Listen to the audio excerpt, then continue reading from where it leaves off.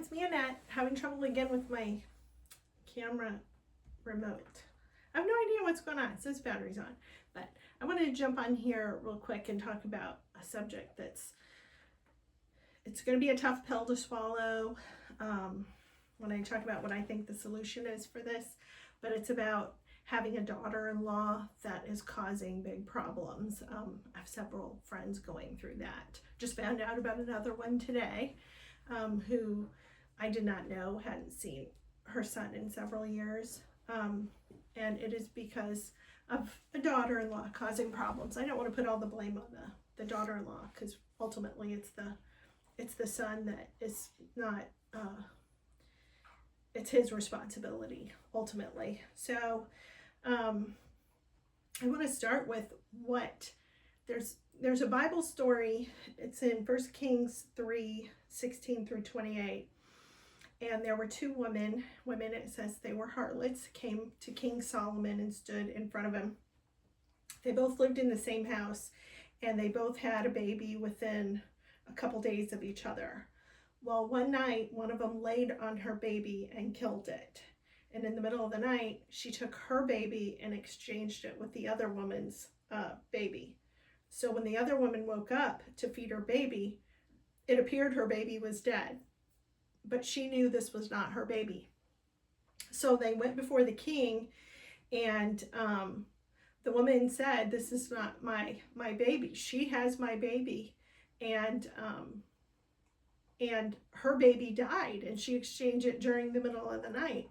And she explained what happened. And the other woman said, "No, that's not true. Her baby's dead. This is my baby. Her baby died."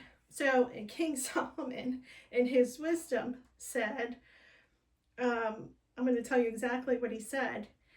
The king said, "Bring me a sword." And they brought a sword before King Solomon. And he said, "Divide the living child in two and give half to one mother and half to the other mother." And so he was basically going to cut the baby in half and give each one of them half of the baby. Then spake the woman whose the living child was unto the king, the real mother of the child, for her bowels yearned upon her son. She wanted her son, loved her son to the depths of her bowels. And she said, "O my Lord, give her the living child, and in no wise slay it." But the other said, "Let it be, neither mine or thine, divide it." So the other woman, who it wasn't her child, said, "Go ahead, cut it in half." The king answered and said, "Give her the living child, and in no wise slay it. She is the mother indeed." And all Israel heard the judgment which the king had judged, and they feared the king, for they saw the wisdom of God was in him to do judgment. So the real mother would rather give up her child, her son, than to see her son cut in half. So this is going to be a tough pill to swallow.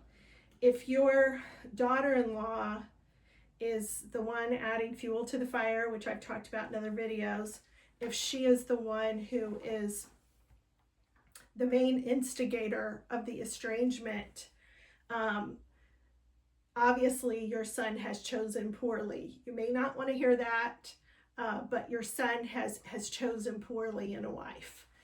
However, that is his wife, and they are in a covenant relationship, and that is very important.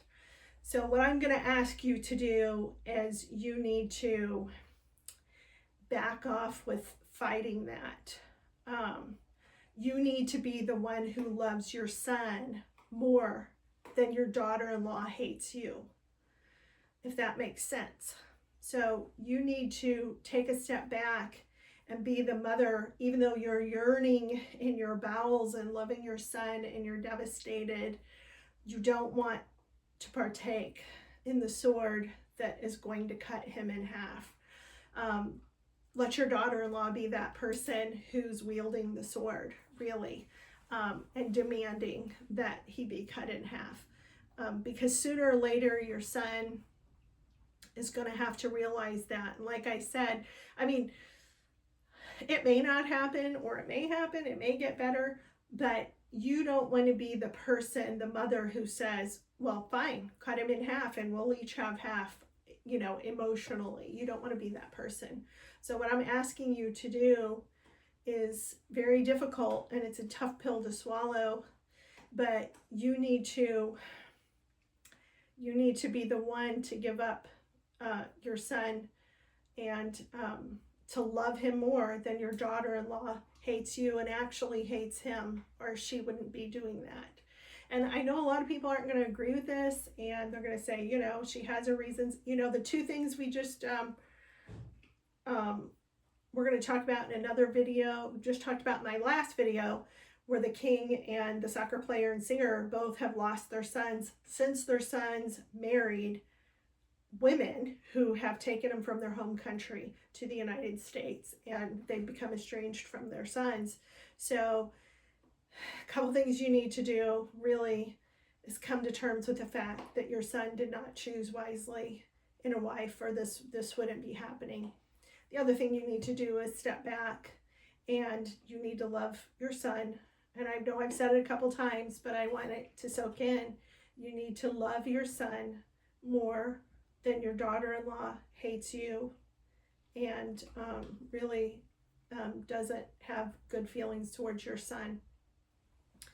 So that's a terrible thing, because you might have grandchildren, and that might mean that you're not going to see your grandchildren. But let your son deal with that. Pray for your son. Pray for wisdom of Solomon for your son. Pray that your son takes a leadership role spiritually, that he comes to the Lord and he takes a leadership role spiritually in the marriage. Pray for your daughter-in-law, that she would see what she's doing not only hurts your son, it hurts you, but she doesn't care about that. It hurts your son, but is going to hurt the grandchildren. And pray for her to have a change of heart. If she's not a Christian, pray for her to come to the Lord, to read her Bible, and to see that this is just not right. So, like I said, this isn't a comfortable conversation to have, but I'm concerned with your well-being, and I'm concerned with your son not being cut in half about this. What would I do? I would do the same thing. So I had one daughter-in-law who married my son. She was fantastic. I mean, a woman can ask for a better daughter-in-law.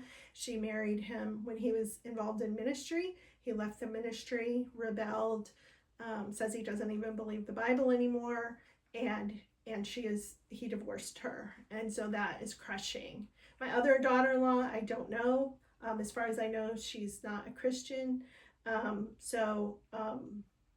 don't know what that would look like if my son he estranged himself about the time that he was with her. But there were things going on before that. So I don't know what that would look like. But either way,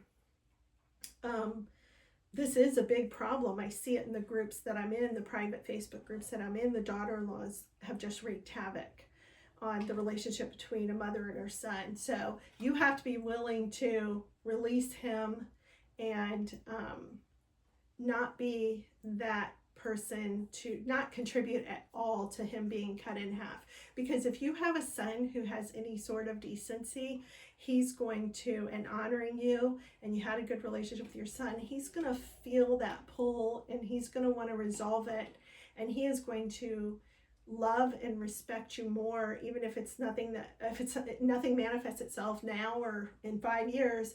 He inside is going to love and respect you more, that you didn't participate in the pain and suffering that he's going to go through if he's estranged from you. So I hope this makes some sense to you, and it will help you with this.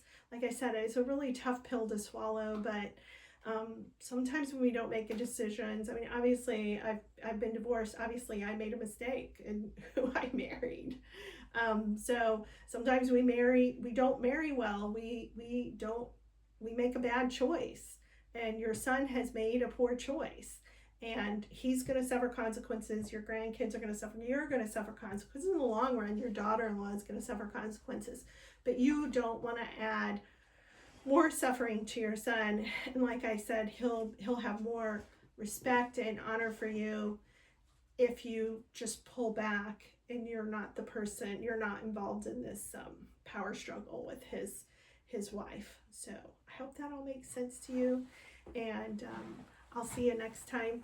And the Bible verse, if you want to read that incredible story about King Solomon, it's 1 Kings 3, chapter 3, verses 16 through 28.